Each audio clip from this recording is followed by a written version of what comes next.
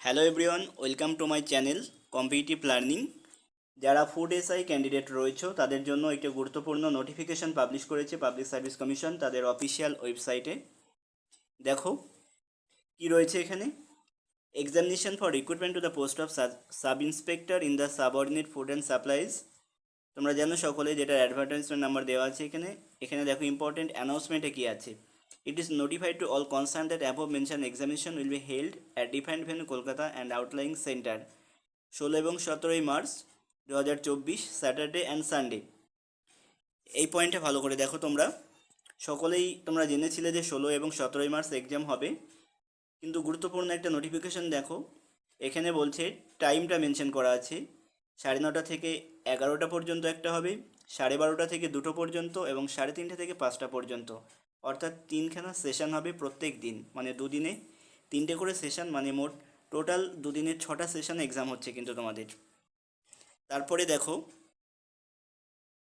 Admit card of the candidate will B have to download from commission website. অর্থাৎ public service কমিশনের official website থেকে তোমরা admit card download করতে পারবে 2 March 2024 থেকে। এখানে অত্যন্ত একটা গুরুত্বপূর্ণ, যেটা এই প্রথমবার পাবলিক সার্ভিস কমিশন করতে চলেছে, সেটা দেখো। সেই পয়েন্টটাতে আমি আসছি।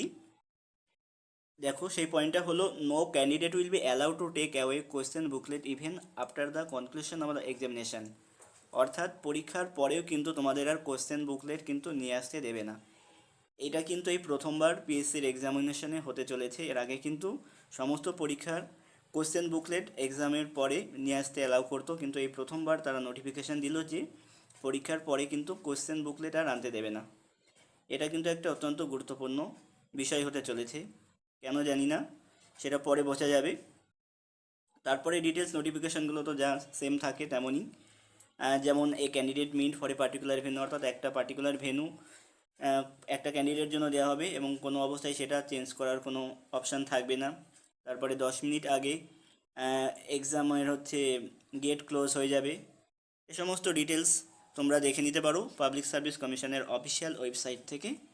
তো এই ছিল food SI exam related public service কমিশনের নতুন অ্যানাউন্সমেন্ট।